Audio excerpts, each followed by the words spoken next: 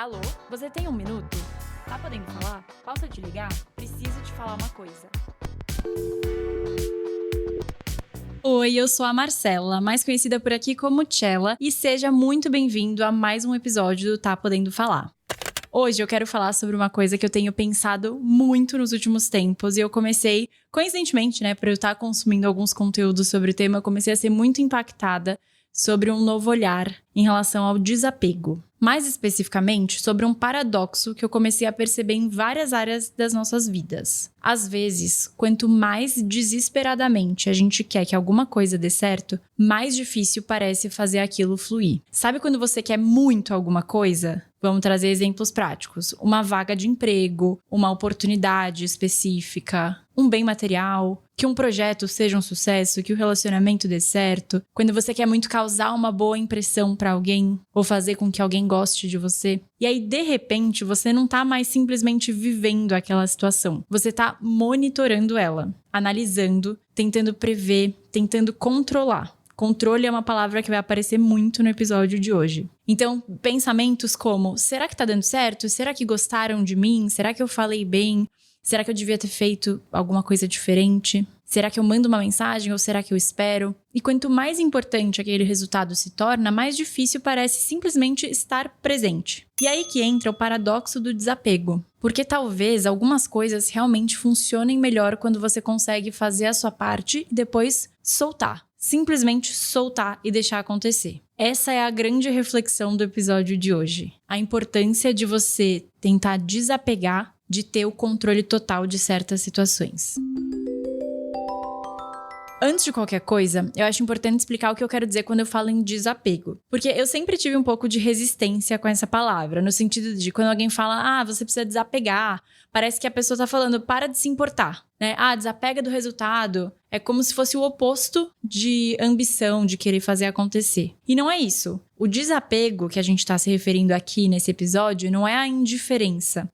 Não é você virar uma pessoa fria, ou parar de criar expectativas, abandonar os seus desejos. E outra, definitivamente eu não tô falando sobre você ficar sentada esperando o universo resolver a sua vida, de uma forma passiva. Por isso que eu falei de uma parte super importante, que é fazer a sua parte. É ter certeza que você fez a sua parte. E aí soltar. Existe uma nova ótica em cima de tudo isso, que é um pouco do modus operandi que eu tô atraindo, tô tentando trazer aqui pra minha vida, que é: você pode querer muito alguma coisa e ainda assim não estar apegado a ela. Pra mim, a diferença sutil tá aqui. Uma coisa é pensar, eu quero muito que isso aconteça. E a outra é pensar, eu preciso que isso aconteça. E pior, eu preciso que isso aconteça de tal e tal forma. Tentar controlar os mínimos detalhes de como vai acontecer. É como se você não confiasse. Porque quando você precisa de um determinado resultado para ficar bem, você para de perseguir uma possibilidade e começa a tentar garantir um resultado. Só que a maior parte dos resultados da nossa vida não dependem completamente da gente. Mais uma vez, eu não tô falando aqui que a gente não tem influência alguma no que acontece com a gente, muito pelo contrário. Se eu for colocar na balança, eu diria que 80% das coisas dependem da gente tomar alguma ação. Tem um pouquinho do papel do acaso, da sorte, do destino, como você quiser chamar? Tem, mas é muito mais sobre as nossas ações. Mas o ponto é, quando a gente entende a parte que a gente controla e a parte que a gente não controla, e a gente aprende a soltar, tudo fica mais leve e mais fluido, principalmente. Então, assim, o que tá no seu controle? Você controla o quanto você estuda, mas você não controla exatamente a prova, as questões que vão cair. Você controla o quanto você se prepara para uma entrevista, para uma apresentação. Você não controla se você vai ser contratado ou se você vai ser promovido. Você tá no controle de como você se comporta num relacionamento, mas você não controla se a outra pessoa vai querer continuar nele. E o desapego que a gente tá se referindo aqui é sobre separar essas duas coisas, o que tá nas nossas mãos e o que não tá nas nossas mãos. Existe um fenômeno estudado na psicologia chamado shocking under pressure. É quando uma pessoa tem a capacidade para desempenhar bem uma tarefa, mas a pressão para ter um bom resultado acaba prejudicando a própria performance. É aquele clássico, eu preciso ir bem nessa tarefa, e aí justamente por precisar tanto ir bem, você vai pior. Então assim, você treinou tanto para aquilo, mas na hora você se sabota. E isso acontece porque a gente começa a monitorar coisas que normalmente aconteceriam naturalmente. Pensa numa conversa, quando você tá com alguém que você se sente completamente confortável, você não fica pensando, e o que eu falo agora? Será que essa história é interessante o suficiente? O que eu faço com a minha mão? Você simplesmente conversa. É fluido, é natural. Agora pensa numa situação em que você quer desesperadamente impressionar alguém. De repente você tá se assistindo conversar, você tá analisando cada micro detalhe. E aí você deixa de estar completamente presente naquele momento. Porque nesse exato momento, uma parte da sua cabeça tá literalmente avaliando a sua performance. E isso, eu tô usando um exemplo aqui de você numa conversa, talvez com uma pessoa que você não tenha tanta intimidade ou que você queira impressionar por algum motivo. Mas isso aparece em muitas áreas da vida. Quanto mais você precisa parecer interessante, menos espontâneo você fica, já reparou? Quanto mais você precisa demonstrar confiança, mais você percebe cada sinal ali de insegurança. E tem outro conceito na psicologia que eu tava dando uma olhada essa semana, que eu acho muito interessante. O psicólogo Daniel Wegner, não sei como fala, ficou conhecido por pesquisas sobre a supressão de pensamentos. Vou trazer um exemplo clássico. Vamos fazer um exercício aqui. Você vai fechar seus olhos e tenta não pensar num urso branco. Só existe uma regra para esse exercício. Não pensa num urso branco. Provavelmente agora você tá pensando exatamente num urso branco. Existe uma coisa muito interessante aí. Para você checar se você não tá pensando em alguma coisa, uma parte da sua mente precisa estar procurando justamente por aquela coisa. Então, pensamentos como não posso ficar nervosa, preciso parar de pensar em tal pessoa, não posso errar. Esses pensamentos te fazem monitorar e verificar constantemente se você tá sentindo essas coisas. O exemplo não posso errar faz o seu cérebro procurar possíveis erros o tempo todo. E é exatamente isso que a gente faz quando a gente tenta controlar a nossa vida. A tentativa de eliminar completamente uma possibilidade ruim faz com que essa possibilidade ocupe ainda mais espaço na nossa cabeça. Você reparou o quanto a gente fica imaginando os piores cenários? Quando a gente quer que uma coisa dê muito certo. Quanto mais a gente tenta garantir que algo ruim não aconteça, mais atenção a gente dá àquilo. E aí a gente entra nesse estado permanente de vigilância.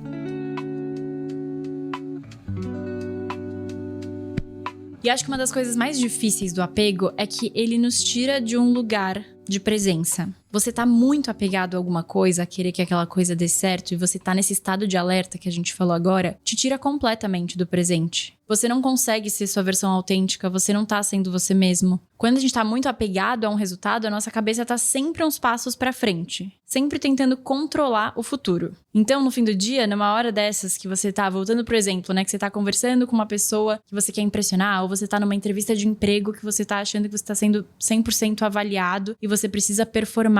Nesse momento, você não tá vivendo a conversa. Você não tá vivendo experiência nenhuma. E talvez seja por esse motivo que o desapego tem uma relação tão grande com a leveza. Você já reparou que quando você não tá nem aí... Eu vou dar um exemplo, tá? Teve uma época da minha vida que eu fiz um processo seletivo. E eu não tava nem um pouco afim de passar naquele processo seletivo. Na verdade, assim, seria interessante passar, mas eu jamais iria pra aquela empresa. Eu fiz o processo seletivo naquela época pra me testar, pra ver como eu me sairia, pra conhecer um pouco sobre o escopo, enfim. E eu realmente estava completamente desapegada. Já passou por isso?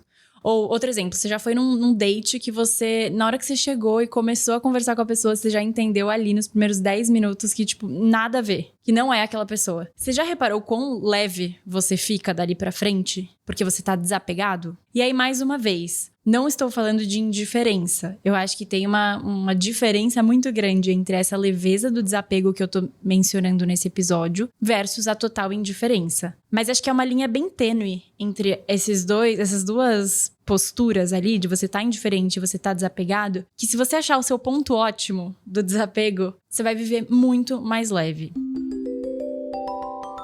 E uma coisa que eu acho legal de trazer, eu tô falando esses exemplos da entrevista de emprego, de um encontro, é isso, assim, a sua autenticidade aparece quando você para de tentar controlar a percepção do outro. Porque eu acho que uma das primeiras coisas que a gente perde quando a gente tá apegado a um resultado é a nossa autenticidade. Se você entra num lugar pensando, eu preciso fazer essas pessoas gostarem de mim, você já começa errado. Começa a editar a sua versão ali. Começa a se podar, a pensar 2 vezes antes de falar alguma coisa. E quando você precisa controlar a percepção que os outros têm de você, você começa a construir o seu comportamento em função da reação dessas pessoas. Olha só que loucura. E aí, eu vou citar um livro, pra não falar que eu não trouxe nenhuma dica de livro nesse episódio. É um livro que chama Flow. Deixa eu até ver o subtítulo, que é Flow, a psicologia de alto desempenho e da felicidade. É um livro muito interessante que explica esse conceito do flow, do estado de flow, que é aquele momento em que você está tão envolvida em uma atividade que você perde um pouco a percepção do tempo e até de você mesma. Você está completamente ali entregue. Essa é a definição do estado de flow. E uma característica muito interessante que é falada nesse livro sobre esse estado é justamente que você tem uma diminuição da autoconsciência excessiva. Você não fica se observando fazer aquilo. Você só tá fazendo. Você só tá existindo naquele momento. Pensa nas melhores conversas da sua vida. Provavelmente você não tava pensando, nossa, eu tô tendo uma ótima conversa. Você só tava conversando, vivendo o momento ali. Nos seus melhores momentos criativos, que você foi lá e desenvolveu algo, criou algo do zero. Você muito provavelmente não tava pensando, preciso criar uma coisa incrível.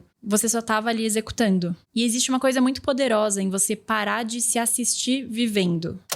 E eu acho que existe uma razão muito humana pra gente se apegar, né? O apego, por si só, é uma coisa muito natural nossa. Que é, a incerteza é desconfortável. Então, a gente quer saber, a gente quer uma garantia do futuro, a gente quer conseguir prever, a gente quer entender o que os outros estão pensando da gente. Então, a gente tenta controlar. Só que existe uma verdade meio chata, né? Que dói um pouco de se pensar sobre você estar vivo. Que é, você nunca vai ter a garantia sobre a maior parte das coisas que realmente importam. Não existe uma garantia de que um relacionamento na sua vida vai durar, de que uma decisão profissional vai dar certo, que é a decisão correta, de que uma empresa vai funcionar, de que você não vai se arrepender de X, Y, Z. Claro, você pode diminuir riscos, você pode tomar melhores decisões, você pode escolher bem o seu parceiro, por exemplo. Mas você não consegue eliminar a incerteza. E aí, o que eu quero dizer com isso? Que talvez o desapego seja menos sobre você confiar que tudo vai dar certo e mais sobre você confiar que você vai conseguir lidar mesmo se não der. Pra mim, isso muda tudo. Porque aí você para de buscar segurança no resultado em si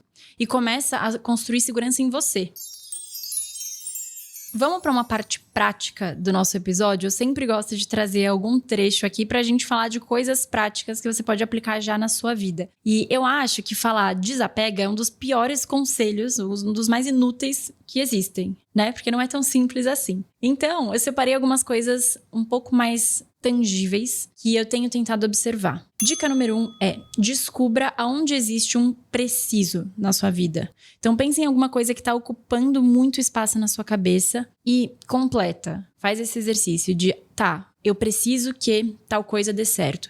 Eu preciso que essa pessoa haja de tal forma comigo. Eu preciso provar, eu preciso que me enxerguem de tal jeito. Começa a entender aonde estão essas situações que você está 100% apegado e tentando controlar o resultado. Dica número 2, né? Passo número 2 desse exercício é: separe a ação de resultado. Então faz 2 listinhas aí num caderninho. O que depende de mim e o que não depende de mim. E aí você vai ser brutalmente honesto. É muito importante que você consiga separar essas 2 coisas. Próximo passo, dica número 3, é: volte a sua energia para a primeira lista. Então, o que depende de você, tá no seu controle, que você pode fazer agora. E o último passo e 4ª dica é: pare de monitorar. Talvez essa seja mais difícil, tá? Eu mesma, quando eu começo a pensar nesse exercício, eu sei que falar é muito mais fácil do que fazer. Mas é um exercício diário de você mudar os seus pensamentos automáticos e literalmente parar. Quando a sua cabeça estiver indo para esse caminho de tentar monitorar cada mínimo detalhe dessa coisa que você tanto quer que dê certo, você para, respira, volta e cria novos caminhos de pensamento. Tem um episódio sobre neuroplasticidade aqui que eu recomendo que você escute se você quiser entender um pouco mais sobre esses caminhos automáticos do cérebro. É um livro que chama Reprograme-se. O episódio é Como Reprogramar Seu Cérebro. Então, escutem, porque eu acho que tem muito a ver também com o que a gente tá falando aqui do desapego. No fim do dia, você que tem um caminho automático de estar muito apegado, estar muito pressionado em cima de tudo, você tem que criar esses novos caminhos neurais. Enfim, fica a dica desse outro episódio. Bom, e um um exercício para essa semana, bem simples, é você escolher uma coisa que você tá tentando controlar demais. Pega um aspecto da sua vida, um projeto ou um desejo, enfim, que você tá tentando fazer de tudo para que dê certo. E aí responde essas perguntas. Primeiro, o que eu quero que aconteça? Segundo, o que realmente está no meu controle? E terceiro, o que eu precisaria acreditar sobre mim para conseguir ficar bem, mesmo se o resultado fosse diferente do que eu quero? Acho essa pergunta importantíssima. E aí, depois disso, faça a sua parte. Faz o que está no seu controle. Bom, espero que esse episódio tenha te ajudado a ressignificar um pouco do conceito do desapego, porque nesses últimos dias eu comecei a olhar com outros olhos para a questão do desapego em si. Acho que está muito mais ligado à leveza, a não tentar controlar tudo, a ser mais autêntico. Então eu espero ter conseguido passar essa visão para você também. E eu te vejo no próximo episódio na semana que vem. Esse programa foi produzido por TNS.